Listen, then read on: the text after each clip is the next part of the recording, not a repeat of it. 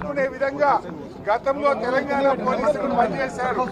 కానీ రేవంత్ రెడ్డి ప్రభుత్వం పోలీసులను తమ పని తను చేసుకోనివ్వడం లేదు.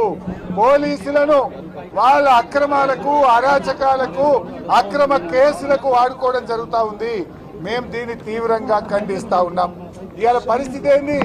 1వ తారీఖు జీతం ఇస్తానని రేవంత్ రెడ్డి ఈ సైబరాబాద్ లో 1200 హోంగార్డులు ఉన్నారు. ఇవాళ 12వ తారీఖు ఇప్పటిదాకా హోంగార్డులకు జీతాలు వల్లే, పోలీసులకు టీఏ డిఏలు రిలీజ్ అయితలేవు, సరెండర్ లీవ్ డబ్బులు వస్తలేవు.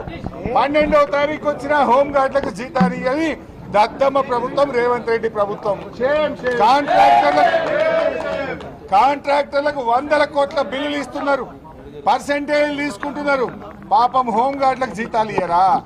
12వ తారీఖు వచ్చిన హోంగార్డులకు జీతాలు ఇయ్యరా? కానిస్టేబుళ్లకు ఇప్పటిదాకా సరెండర్ లీవ్ డబ్బులు ఇయ్యరా? ఇదా నీ రాజ్యం? ఇవాళ మేము కోరేది ఒక్కటే, గాంధీ గారి మీద, అదేవిధంగా గాంధీతో పాటు మా కౌశిక్ రెడ్డి గారి ఇంటి మీద దాడి చేసిన గుండాలను 307 హత్యాయత్నం కేసు నమోదు చేసి అరెస్ట్ చేయాలని మేము డిమాండ్ చేస్తా ఉన్నాం. లేదంటే సిబిఐ విచారణ కోరుతాం. దీని మీద అవసరమైతే కోర్టుకు పోతాం, కేంద్ర హోంశాఖ దగ్గరికి వెళ్తాం. కానీ దీన్ని మాత్రం మేము వదిలిపెట్టాం. నిజాలు బయటకు రావాలి. ఇవాళ రేవంత్ రెడ్డి డైరెక్షన్ లో పోలీస్ కమిషనర్ ఆధ్వర్యంలో, పోలీసుల ఆధ్వర్యంలో కౌశిక్ రెడ్డి గారి ఇంటి మీద దాడి జరిగింది. ఈ దాడి వెనుక పాత్రదారులు ఎవరు, సూత్రధారులు ఎవరు, సహకరించింది ఎవరో అన్ని కూడా బయటకు రావాలి. ఒకవేళ మేము డీజీపీ గారిని డిమాండ్ చేస్తున్నాం, నిజంగా లా అండ్ ఆర్డర్ను కాపాడాలంటే మీరు ఆల్ ఇండియా సర్వీస్ అధికారులు అయితే సిపి సైబరాబాద్ డీజీపీ గారు తక్షణమే ఉన్నత స్థాయి విచారణకు ఆదేశించండి. ఈ దాడిని ఆపలేక దగ్గరుండి దాడి చేయించిన పోలీసులను, సిఐ గారిని, ఏసీపీ గారిని, అడిషనల్ డీసీపీ గారిని తక్షణమే సస్పెండ్ చేయాలని చెప్పి బీఆర్ఎస్ పార్టీ డిమాండ్ చేస్తూ ఉంది. మేము ఇప్పుడే కంప్లైంట్ కూడా ఇచ్చాం, 307 నమోదు చేయండి. ఎందుకంటే ఇట్ ఈస్ ఓపెన్ సీక్రెట్. పొద్దున్నుంచి మీడియాలో వచ్చింది, వీడియోలో వచ్చింది.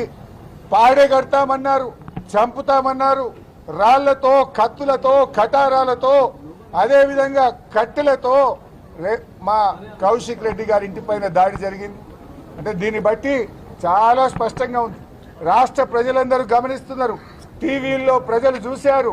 అందువల్ల న్యాయాన్ని కాపాడండి. 10 ఏళ్ల కేసీఆర్ పాలనలో హైదరాబాద్ను కంటికి రెప్పలాగా కాపాడుకున్నాం. సైబరాబాద్ పోలీస్ స్టేషన్ పరిధిలో ఎప్పుడు కూడా ఇలాంటి సంఘటన జరగలేదు. సైబరాబాద్ పోలీసులంటే ఒక మంచి ఇమేజ్ ఉండే, కానీ దాన్ని మంట కలిపిండ్రు. మేము ఒకటే రేవంత్ రెడ్డిని కూడా హెచ్చరిస్తా ఉన్నాం, నువ్వు ఈరోజు 307 నమోదు చేసి ఆ గుండాలను అరెస్ట్ చేయి. అదేవిధంగా ఈ పోలీసుల మీద యాక్షన్ తీసుకో. లేదంటే మేమందరం ఢిల్లీకి వచ్చి రాహుల్ గాంధీ ఇంటి ముందు ధర్నా చేస్తాం, ఏఐసిసి కార్యాలయం ముందు ధర్నా చేస్తాం, నీ బండారాన్ని బయట పెడతాం. రాహుల్ గాంధీ గారు రాజ్యాంగం పట్టుకొని చేతులు పట్టుకొని తిరుగుడు కాదు, దేశం మొత్తం చూసే విధంగా కాంగ్రెస్ పాలన ఏందో, రాహుల్ గాంధీ మాటలేందో, కాంగ్రెస్ పాలనలో జరుగుతున్న దుశ్చర్యలేందో, ఏ రకంగా ఎమ్మెల్యేలను అంగట్లో సరుకుల్లాగా కొంటున్నారో, పోలీసులు దగ్గర పెట్టి ఎమ్మెల్యేల మీద ఎట్లా ప్రతిపక్ష ఎమ్మెల్యేల మీద దాడి చేస్తున్నారో యావత్ ప్రపంచానికి, దేశానికి తెలిసేటట్టు చెప్తాం. రాహుల్ గాంధీ ఇంటి ముందు ధర్నా పెడతాం, ఏఐసిసి కార్యాలయం ముందు ధర్నా పెడతాం. దేశం మొత్తం ఈ రాహుల్ గాంధీ మాటలు కేవలం నీటి మూటలు, ఈ రాజ్యాంగం చేతిలో పెట్టుకుని మాట్లాడేదంతా నటన మాత్రమే తప్ప నిజాయితీ లేదు. నిజాయితీ ఉన్నోడైతే రాహుల్ గాంధీ ఏం చెప్పాలి? ఎమ్మెల్యేలు ఎందుకు జాయిన్ చేసుకుంటున్నావు, ఇది తప్పని చెప్పొద్దా? జాయిన్ చేసుకున్న వాళ్ళని రాజీనామా చేయమని చెప్పొద్దా? ఈ రకంగా మొన్న సిద్దిపేటలో నా క్యాంపు కార్యాలయం మీద దాడి చేస్తారు, ఖమ్మంలో వరద బాధితులకు సాయం చేయడానికి వెళ్తే అక్కడ దాడి చేస్తారు, నల్లగొండలో కృష్ణా నదీ జలాల హక్కుల కాపాడడం కోసం మేమందరం బీఆర్ఎస్ ఎమ్మెల్యేలం బస్సులో వెళ్తే నల్లగొండ జిల్లాలో హెడ్ క్వార్టర్లో మా మీద దాడి చేస్తారు. ఇవాళ కౌశిక్ రెడ్డి గారి మీద దాడి చేస్తారు. ఏ కేసులోనైనా చర్య తీసుకున్నారా? సిద్దిపేట నా క్యాంపు కార్యాలయం మీద దాడి చేసిన గుండాలను ఇప్పటికి అరెస్ట్ చేయాలి. ఖమ్మంలో మా మాజీ మంత్రులు ఎమ్మెల్యేల మీద దాడి చేసి కారు అద్దాలు బగలగొడితే 10 రోజులైనా ఎఫ్ఐఆర్ నమోదు కాలేదు. ఆ గుండాల మీద ఇప్పటి వరకు అరెస్ట్ చేయలేదు. నల్లగొండలో బీఆర్ఎస్ ఎమ్మెల్యేల మీద దాడి జరిగితే ఆ గుండాలను ఈ రోజు వరకు అరెస్ట్ చేయలేదు.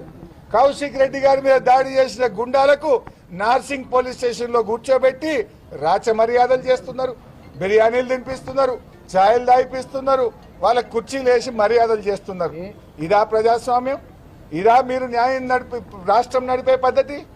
ఎందుకంటే మేము ఇలా ప్రతిదాడులు చేస్తలేమంటే మాకు ఈ హైదరాబాద్ మీద ప్రేమ ఉంది. పోరాడినాం, జైళ్ళల్లో పడి దెబ్బలు తిని తెలంగాణ తెచ్చిన వాళ్ళం. ఈ తెలంగాణ ఇమేజ్ దెబ్బతినద్దు, ఈ హైదరాబాద్ ఇమేజ్ దెబ్బతినద్దు, ఈ హైదరాబాద్ ప్రతిష్ట దెబ్బతినద్దు, తెలంగాణ పోలీసుల గౌరవం తగ్గద్దని మేము ఓపికపడతా ఉన్నాం. కానీ దీన్ని అసమర్థతగా అనుకోవద్దు. దయచేసి స్పందించండి. స్పందించేదాకా మేము ఇక్కడ నుంచి కదలం. రాత్రి అవుతుందా, 12 అవుతుందా, తెల్లారుతుందా, మేము ఇక్కడనే ఉంటాం. ఇవాళ ఆ గుండాలను అరెస్ట్ చేసి జైలుకు పంపేదాకా, వైఫల్యం చెందిన పోలీసులను సస్పెండ్ చేసేదాకా మేము ఇక్కడ నుంచి కదలం. అవసరమైతే దీని మీద సిబిఐ విచారణకు హైకోర్టుకు వెళ్తాం, సుప్రీంకోర్టుకు వెళ్తాం. దీని నిజానిజాలు బయటకు రావాలి. తప్పు చేసిన వాళ్ళ మీద చర్య తీసుకునేదాకా కూడా వదిలిపెట్టాం.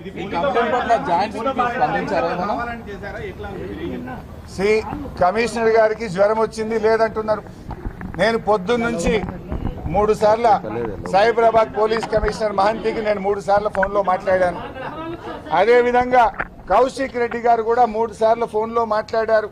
మేము విషయం చెప్తూనే వచ్చినాం. మరి టీవీల్లో లైవ్ వస్తున్నది, ఫోన్లలో మేము చెప్తున్నాం. 30 మందిని కాపాడే సామర్థ్యం సైబరాబాద్ పోలీసులకు లేదా? 30 మంది గుండాలను ఆపే సామర్థ్యం తెలంగాణ సైబరాబాద్ పోలీసు వాళ్ళకి లేదా? ఎంతమంది వచ్చిండ్రా? 30 మంది వచ్చిండ్రు. నిజంగా మేము అనుకుంటే ఏం మేమే చేసుకుందాం కదా. కానీ మిమ్మల్ని నమ్మినాం. తెలంగాణ పోలీసులను, సైబరాబాద్ పోలీసులను నమ్మినాం. నమ్మితే ఆ 30 మందిని మీరే దగ్గరుండి లోపల దోలిచ్చి దాడి చేపిస్తారా? ఇట్ ఈస్ నాట్ దట్ సిపికి తెలియదో ఏం చేస్తుంది, మీ ఎస్బీ ఏం చేస్తుంది, మీ ఇంటెలిజెన్స్ ఏం చేస్తుంది? పొద్దున్న నుంచి టీవీలో వస్తుంది కదా. కౌశిక్ రెడ్డిని హౌస్ అరెస్ట్ చేసినప్పుడు గాంధీని చేయచేతనైతే లేదా మీకు? ఎందుకు భయం అంటే గాంధీ డిక్లేర్ చేసి వచ్చింది కదా, నేను దాడికి పోతున్నా అని డిక్లేర్ చేసిన ఆపడం మీకు చేతనైతే లేదా? 30 మంది గుండాలను ఆపే సత్తా సైబరాబాద్ పోలీసులకు లేదా? నేను చెప్పిన కదా, సిపికి 3 సార్లు ఫోన్ చేసిన కదా. ఏం చెప్పిండు సిపి గారు? లేదు సార్, మేము యాక్షన్ తీసుకుంటున్నాం, మేము చర్య తీసుకుంటున్నాం, యూ డోంట్ వరీ అని సిపి గారు నాకు చెప్పిండు. ఏం డోంట్ వరీ? దగ్గరుండి దాడి చేయించుడా?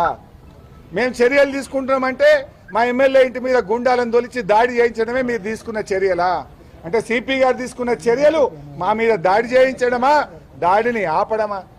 లైవ్ టెలికాస్ట్ ఇచ్చింది కదా మీడియా. ఆయన ఇంట్లోకి వెళ్ళినప్పటి నుంచి పొద్దున్న 7:30కి ఇంటర్వ్యూ ఇచ్చినప్పటి నుంచి టీవీలలో లైవ్ వస్తున్నది. 8 కిలోమీటర్లు, 7 కిలోమీటర్లు, 6 కిలోమీటర్లు, ఇక చేరుకుంటున్నాడు, గేట్ కాడికి వచ్చిండు అని టీవీలలో లైవ్ వస్తుంటే పోలీసులు నిద్రపోతుండ్రా? ఎస్కాట్లు ఇచ్చి తోలిస్తారు. ఎంబడి అడిషనల్ డీసీపీని ఆయన పక్కన పెట్టి తోలుకొచ్చారు. ఏంది బిడ్డ దాడి చేయమని ఓ ఏసీపీని, ఓ అడిషనల్ డీసీపీని ఎస్కాట్ పెట్టి దాడి చేపిస్తారు కౌశిక్ రెడ్డి మీద. మీరే సాక్ష్యం కదా. మీరే చెప్పింది కదా, ఇగో 10 కిలోమీటర్లు సిగ్నల్ దాటిండు, 5 కిలోమీటర్లు, 4 కిలోమీటర్లు వచ్చే, అర్ధగంటలు వచ్చే, పావు గంటలు వచ్చే, గేట్ కాడికి చేరుకునే, లోపలికి వాయే. ఇవన్నీ చూస్తలేదా పోలీసు వాళ్ళు? ఏం రాష్ట్ర అడిషనల్ డీజీ ఇంటెలిజెన్స్ నిద్రపోతుండా? ప్రతిపక్ష ఎమ్మెల్యేల మీద కేసులు పెట్టుడు, మమ్మల్ని వేధించుడు, కాంగ్రెస్ పార్టీలో చేరమని చెప్పడానికే ఇంటెలిజెన్స్ పనిచేస్తుందా? దేనికోసం ఇంటెలిజెన్స్ పనిచేస్తుంది? పౌరులకు రక్షణ ఉండదా? ఈడికి వస్తే కూడా గమ్మతున్నది. ఎమ్మెల్యేల కార్లు గేట్ కాడ ఆపుతారట. మమ్మల్ని ఆడికెళ్ళి నడుస్తాం, మాకేం అభ్యంతరం లేదు అంటే ఇదంతా ముఖ్యమంత్రి డైరెక్షన్ లో జరిగింది, రేవంత్ రెడ్డి డైరెక్షన్ లో జరిగింది. పాపం పోలీసులు ఏం చేస్తారు? ఇవాళ వాళ్ళు అబాస్ పాలైపోతున్నారు. సైబరాబాద్ పోలీసులు అంటే ఒక ఇమేజ్ ఉండే ఈ దేశంలో, దానికి గౌరవం పోయింది. ఇవాళ సైబరాబాద్ పోలీసుల మీద నమ్మకం పోయింది. ఈరోజు ఇదంతా రేవంత్ రెడ్డి ఈ రాష్ట్రాన్ని భ్రష్టు పట్టిస్తా ఉన్నాడు. ఈ రాష్ట్రానికి పెట్టుబడులు రాకుండా చేస్తున్నాడు. హైదరాబాద్ ప్రతిష్ట దెబ్బతీస్తున్నాడు రేవంత్ రెడ్డి. ఇది చాలా బ్యాడ్ డే. ఇది దుర్మార్గమైనటువంటి విషయం. దీన్ని వదిలిపెట్టాం.